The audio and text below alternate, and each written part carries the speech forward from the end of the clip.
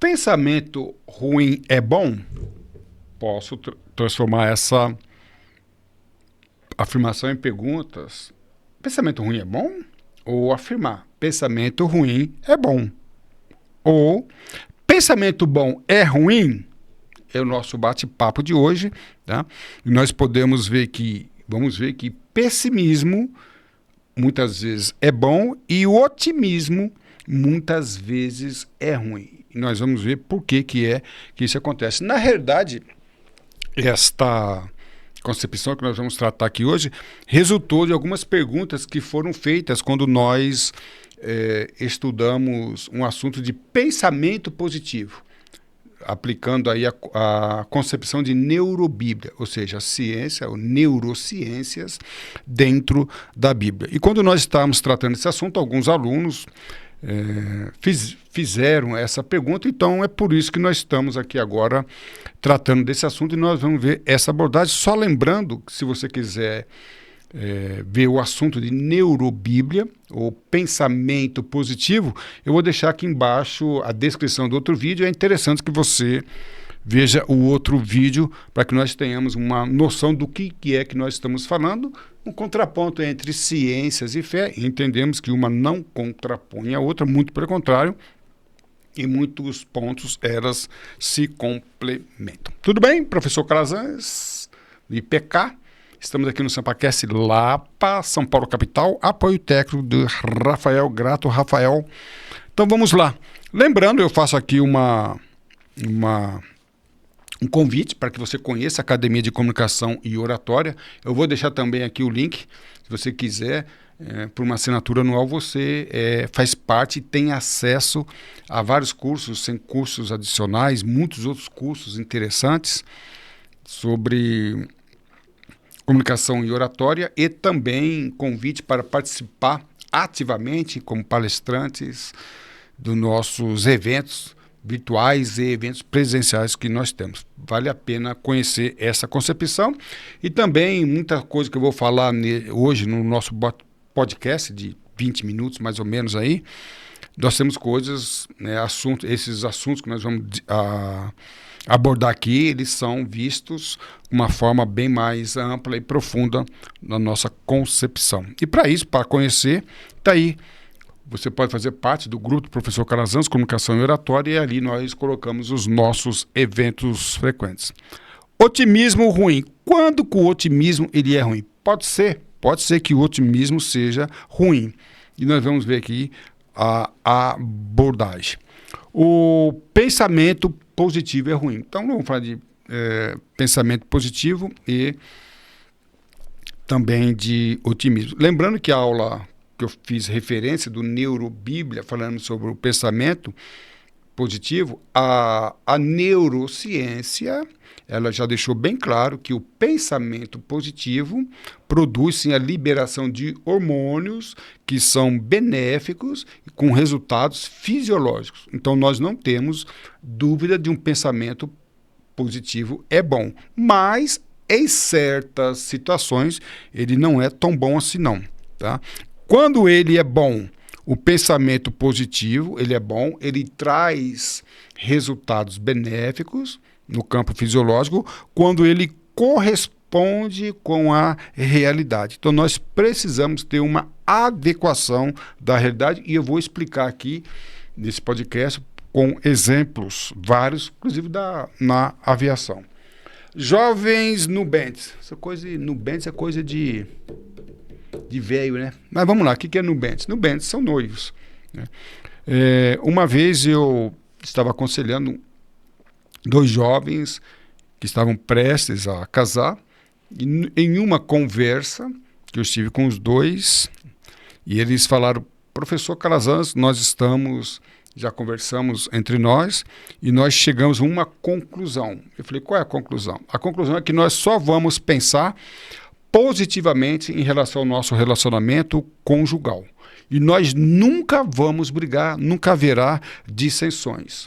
E todo pensamento, olha que coisa interessante, todo pensamento negativo, ele está descartado do nosso relacionamento. Eu fiquei apreensivo, né? Porque eu falei, mas todo casamento há certas situações que fogem do nosso domínio. Às vezes falta de dinheiro, falta de saúde ou qualquer outras questões. Nós não vamos considerar nada de negativo, né? Eu falei, cuidado, pois quando vierem as dificuldades, e virão, como é que vocês estarão preparados para isso, né? E eles negaram o nosso conselho e, claro, casaram. E o casamento não durou 1 ano. O positivismo deles, o otimismo era tão grande que eles descartaram a realidade. Este é o problema. Então, neste caso, o otimismo, o pensamento positivo, lembrando que a neurociência, ela diz que o pensamento positivo produz liberação de hormônios benéficos à mente. Mas muito cuidado, porque a própria neurociência ela deixa bem claro que o pensamento positivo tem que estar adequado com a realidade, e não era o caso desses dois noivos, 2 nubentes. E aí eu faço uma crítica aos coaches, não tenho nada contra o coach e nem a abordagem, o tópico, o assunto autoajuda. Mas o problema é que, em muitas vezes, esses profissionais, os especialistas nessas áreas, se baseiam apenas no pensamento positivo, o otimismo. Então, repito, a neurociência diz que é muito bom pensamento positivo, desde que tenha uma ação coerente, uma conformidade com a realidade. Se não houver esta conformidade, o pensamento positivo ele é prejudicial. Então, o pensamento positivo precisa resultar em uma ação, uma conduta e um comportamento. E tem que haver essa ação, essa conduta e o comportamento. Repito, eu dei um exemplo lá no Neurobíblia, em que o coach esportivo que vai dar uma palestra motivacional para os atletas no momento antes da competição. Só que esses atletas não fizeram treinamento suficiente, não treinaram, não têm resistência física. Esse comportamento mental positivo, ele é parte, mas não completa o contexto. Ou até o mesmo atleta, ou melhor, concurseiro ou vestibulando. Se ele não estudou durante o ano, não se preparou devidamente, essa conduta positiva, esse otimismo, pode até mesmo ser prejudicial. Porque, olha que coisa interessante, a neurociência diz que esse comportamento parcial, essa conduta mental parcial, é tão prejudicial porque ele se sente tão motivado, tão preparado, que ele estuda menos. Então, às vezes, um camarada, um atleta ou um estudante menos motivado, ele leva mais a sério e vai estudar mais. Muitas vezes, o otimismo exacerbado, ele é prejudicial. Então, se o aluno não estudou tudo o que ele deveria estudar, se o atleta não treinou tudo o que ele deveria treinar, este otimismo exacerbado não vai compensar essa outra falha. E é aqui que muitos coaches se perdem, né? De atrás eu estava vendo um treinamento de executivos, vendedores de uma determinada empresa, deu até vergonha, né? O coach chegou lá, fez o pessoal dançar, fez o pessoal pular. Eu não perderia esse tempo fazendo o pessoal pular e ficar andando em roda, gritando igual trenzinho, cachorrinho, seja lá o que for. Esse tempo eu iria usar de uma forma motivacional, preparando eles tecnicamente ou estrategicamente para o assunto, né? Então, eu só espero que aquele treinamento que causa de vergonha alheia não seja o resultado final de um treinamento ali. Então, repito, não somos contra coaching e nem o autoajuda, mas muitos deles não se valem das neurociências e fica aí exacerbando o otimismo de uma equipe, quando na realidade não sabe falar, não sabe fazer pitch, não sabe fazer pitch de venda, não conhece gatilhos mentais, ou seja, muita coisa precisa ser arrumada aí. Então vamos lá? O otimismo, o pensamento positivo exacerbado, sem resultados, sem ação, sem comportamento, sem conduta, e para isso precisa de estratégia, é improdutivo, é contraproducente. Leva ao narcisismo, tá? E excesso de confiança. E a gente vê que essas pessoas que têm excesso de confiança têm dificuldade de receber críticas. Lembrando que crítica é um ponto fundamental para o desenvolvimento de qualquer pessoa e de qualquer profissional de qualquer área. E quando nós vemos isto, tá, esse narcisismo exacerbado é prejudicial. Ok? E o pessimismo é bom? Então, muito cuidado. Tá? Quando ele está dentro da realidade, sim, ele é muito bom. Tá? Principalmente, eu vou dar um exemplo aqui, que eu, como profissional da aviação, como piloto que fui, controlador de tráfego aéreo, eu vou contar aqui um exemplo bem interessante do que é quando o pessimismo é bom. Quando o pensamento negativo é bom. Muito cuidado, nós precisamos entender essas concepções dentro dos exemplos que eu vou dar aqui para clarear. Então, vamos lá.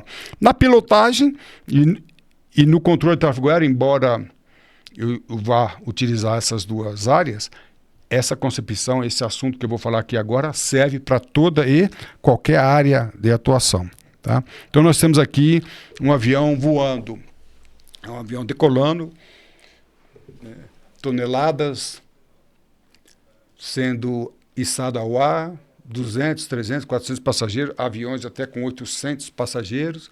É uma atividade que requer muita precisão, muita qualidade, tanto essa atividade como o controle de tráfego aéreo. Então, nós temos aqui um simulador de voo para que um avião, né, um piloto, chegue nessa proficiência, ele precisa passar por muito treinamento.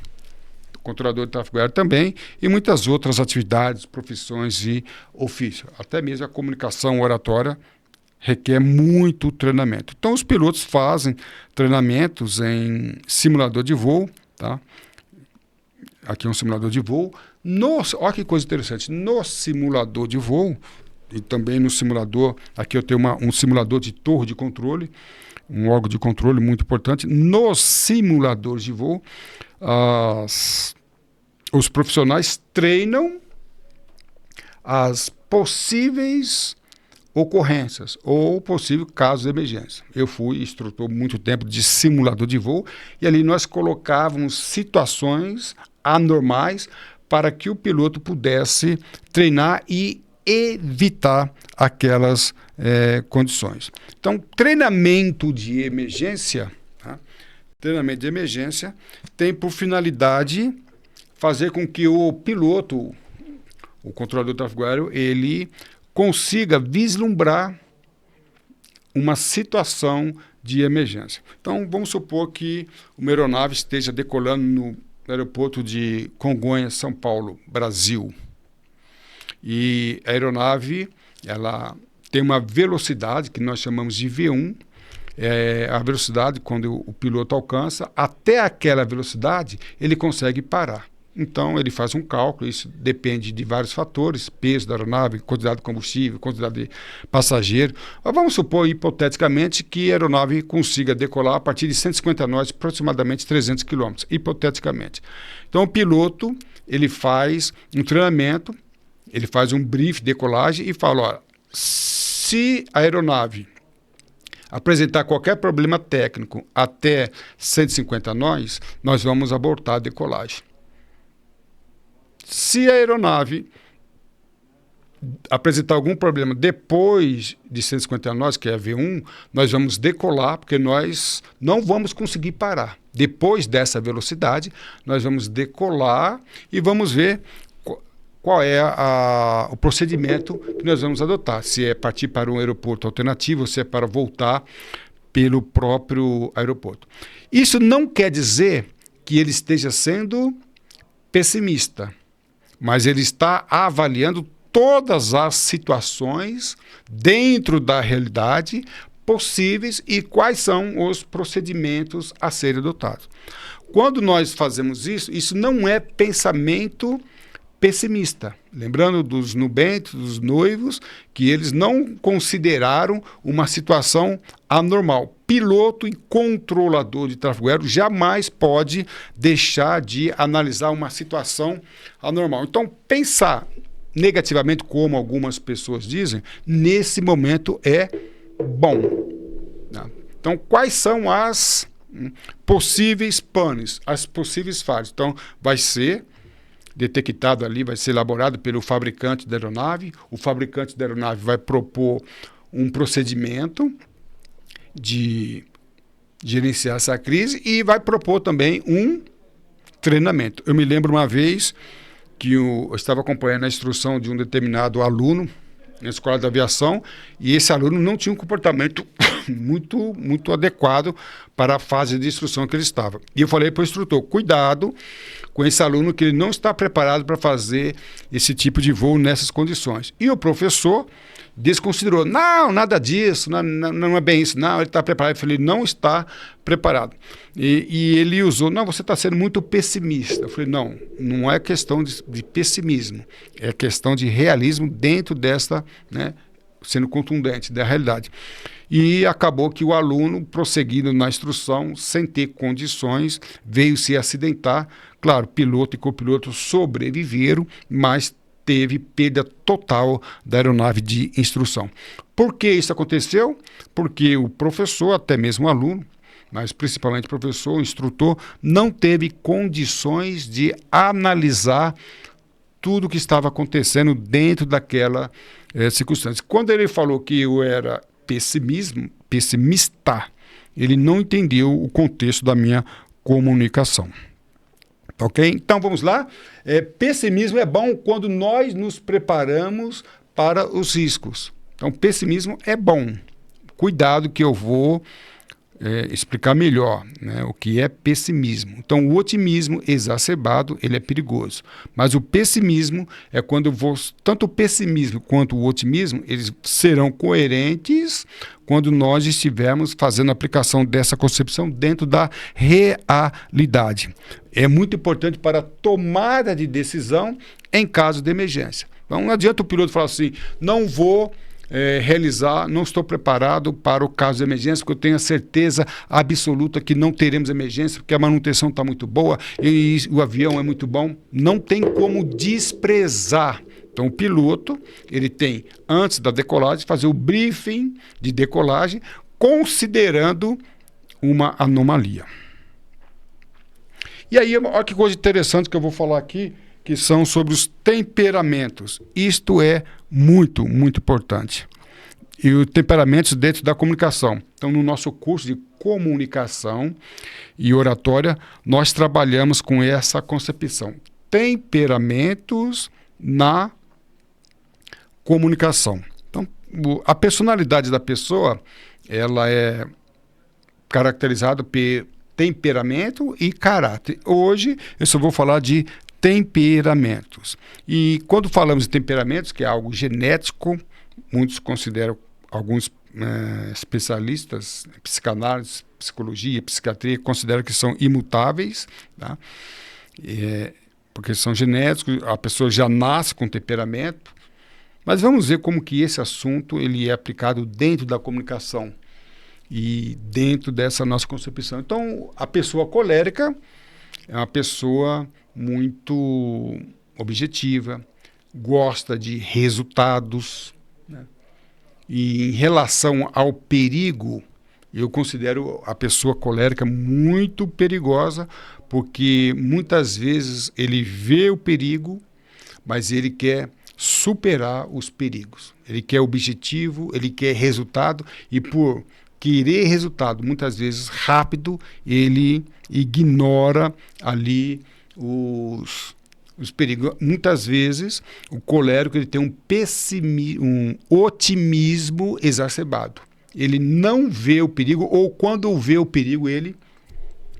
Então o colérico é aquela pessoa não necessariamente brava, mas a pessoa enérgica, a pessoa objetiva e quer resultado. E muitas vezes não vê o perigo, muitas vezes ignora o perigo. O sanguíneo, então o colérico, ele quer resultado. O sanguíneo, não. O sanguíneo, ele quer uma relação pessoal. Então, segundo aquela pessoa do bem, que está tudo certo. O problema do sanguíneo, ele está pouco preocupado com o assunto, está pouco preocupado com o tópico, está pouco preocupado com o resultado. Então, o sanguíneo, o colérico prioriza resultado. O sanguíneo prioriza relacionamento pessoal. E o problema do sanguíneo é que muitas vezes ele subestima um perigo, subestima uma anormalidade. Não vai ter nada de errado, vamos prosseguir, vai dar tudo certo. O colérico, ele passa por cima, ele ignora, o sanguíneo subestima, ele não acredita que as coisas vão acontecer daquela determinada maneira. O fleumático, muito interessante o fleumático. O fleumático, ele é uma pessoa muito racional, o colérico e o sanguíneo, tá? O colérico, ele é bem racional, né? O sanguíneo, ele é emocional. O fleumático, ele é bem racional. O fleumático, para mim, dentro de um contexto de comunicação, é a pessoa que eu considero bem interessante, porque o fleumático, ele vai analisar e vai calcular, ele é muito racional. Então, ter um fleumático dentro de uma equipe é, sim, muito importante. E o melancólico, esse aqui, para mim, é um ponto muito interessante, porque o melancólico é aquela pessoa profissional que pensa à base de problemas. Ele só vê problemas em tudo, em tudo. Nós contamos na aula anterior do Neurobíblia que Moisés mandou 12 espias para espiar a terra de Canaã. Então nós tivemos ali 12 homens, e desses 12 homens, 10 trouxeram um resultado desanimador. Não vai dar certo, a terra é inóspita, e lá tem gigante, e nós não vamos conseguir. Ou seja, o que era verdade. O que era verdade. Não tinha nada de errado nisso. O relatório, em parte, era verdade. Contudo, 2 homens, que eram Josué e Caleb, também estiveram no mesmo local com os 10 espias e trouxeram um relatório. Falaram, tudo que está acontecendo lá é verdade. Contudo, nós temos condições de conquistar a terra. Então, qual foi a diferença? A diferença foi que o melancólico, os 10 foram melancólicos, trazendo apenas os problemas. Então, nós temos um melancólico, ele é visto por muitas pessoas, eles são vistos, né, os melancólicos, como pessoas pessimistas. Mas eu sempre deixo bem claro que em qualquer atividade, ofício, profissão, equipe, a presença do melancólico é de uma preciosidade inquestionável. Porque o melancólico, o problema do melancólico, diferente do colérico, por exemplo, diferente do fleumático, é que ele não age, ele não transforma os seus pensamentos em ação, em conduta, em comportamento. Esse é o problema dele. Mas ele é, sim, esse tipo de pessoa, é um tipo de pessoa que consegue fazer com que o pessimismo seja bom. Ou seja, vamos com calma, ele consegue ver o que o colérico muitas vezes não vê. Ele consegue ver o que muitas vezes o sanguíneo não vê. Então, a mais importante do que a pessoa é a sua maneira de raciocinar. Então, nós sempre falamos a presença de um melancólico dentro de uma equipe, dentro de um time, é muito importante. Nós temos um caso muito exemplar, né? Muito interessante dentro do mundo do empreendedorismo, que é o caso do Steve Jobs. O Steve Jobs, ele era melancólico, mas tão melancólico que ele foi rejeitado, foi expulso da própria empresa que ele criou. Então, ele era uma pessoa que tinha de difícil relacionamento, mas uma visão, ele conseguia ter uma visão que os outros profissionais não alcançavam. Então, o melancólico, ele pensa negativamente, ele pensa de uma forma pessimista, mas que é de uma forma salutar. Eu só preciso chamar a atenção que eu estou falando, ele pensa negativamente, é a maneira como o melancólico ele é visto, mas dentro do contexto geral, um pensamento melancólico, ele é, sim, muito interessante. Ele vai avaliar tudo aquilo que pode acontecer. Ele vai considerar tudo aquilo que pode acontecer. E é importante na presença do fleumático que nem sempre o melancólico ele consegue resolver. Ele age. Então, o melancólico ele vê o problema, mas não reage. Para mim, o profissional muito importante é o fleumático. Então, o fleumático, junto com o melancólico, é ideal. O melancólico detecta o problema e o fleumático transforma aquele problema em solução por intermédio de condutas, ação e comportamento. Então, nós estamos vendo aqui, eu não gosto de falar desse termo pessimismo, do otimismo. Muito cuidado, né, com essas duas situações, porque um colérico que é muitas vezes otimista, mas o colérico, quando não trabalhando em equipe, não tendo um equilíbrio, ele traz resultados desastrosos para um projeto. Tá? Então, o ideal é que nós tenhamos um equilíbrio dentre todas essas forças. Então, pensamento positivo, pensamento negativo. Repito, a neurociência diz que um pensamento positivo, ele não é nada se não tiver ação. E a neurociência diz, sim, que o pensamento negativo, em certos aspectos, é muito bom, que traz um senso de responsabilidade. O pensamento exacerbado de um otimista, como colérico, pode trazer grandes prejuízos. Olha só que coisa interessante. Um pensamento otimista, isso quem diz é a neurociência. Um pensamento otimista exacerbado pode trazer prejuízo. E um pensamento pessimista, um pensamento negativo, dentro de um determinado equilíbrio, pode sim ser produtivo, pode trazer resultado positivo. Ok? Claro que esse assunto ele é mais profundo, tá? Bem mais longo do que nós estamos falando aqui. Aqui a finalidade é apresentar, né? Apresentar aqui para vocês, fazer um voo panorâmico sobre esse assunto. Mais assuntos, lembrando que vou deixar aqui o assunto Neurobíblia, que trouxe aqui esse assunto, para que nós possamos conhecer esse assunto de uma forma mais ampla e profunda. Nesses 20 minutos aqui nós não vamos conseguir concluir esse assunto aqui, ok?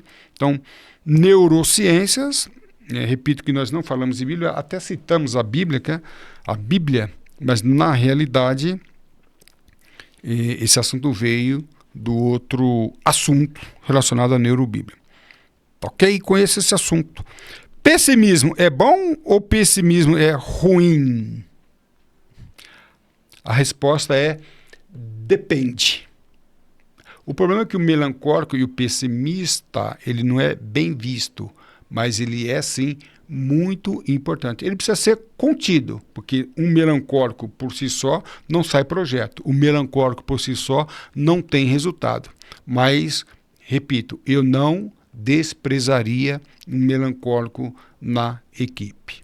É claro que não dá para desprezar nenhum outro tipo de profissionais relacionados ao temperamento, como o colérico, né? O colérico, o melancólico, não vai dar resultado se ele agir por si só ou se ele dominar a equipe. Se tiver um equilíbrio com o colérico, vai ser muito bom. O sanguíneo vai trazer-lhe paz, uma harmonia entre a equipe. E o fleumático, racionalmente, vai produzir um bom trabalho. Pessimismo é bom ou pessimismo é ruim?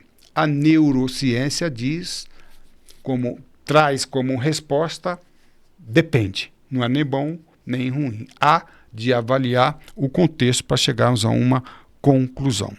Quando o pessimismo é bom, quando o otimismo é ruim? Essa é a pergunta que nós precisamos fazer. Para eu dar uma resposta sobre esse assunto, eu preciso analisar, fazer um confronto com a realidade e ver qual é a produção do resultado. Lembrando que a neurociência diz que pensamento positivo produz liberação de hormônios benéficos com bons resultados na fisiologia. desde que esteja em conformidade com a realidade. Se nós avaliarmos esse contexto, teremos bons resultados, independente da área em que atuarmos. E assim estamos finalizando a nossa aula de hoje. Lembrando que a sua atitude define a sua altitude. Voe alto. Estudo com o professor Calazans. Para mim, professor Calazans, é sim, sempre um grande prazer tê-los a bordo. Um abraço e tudo de bom.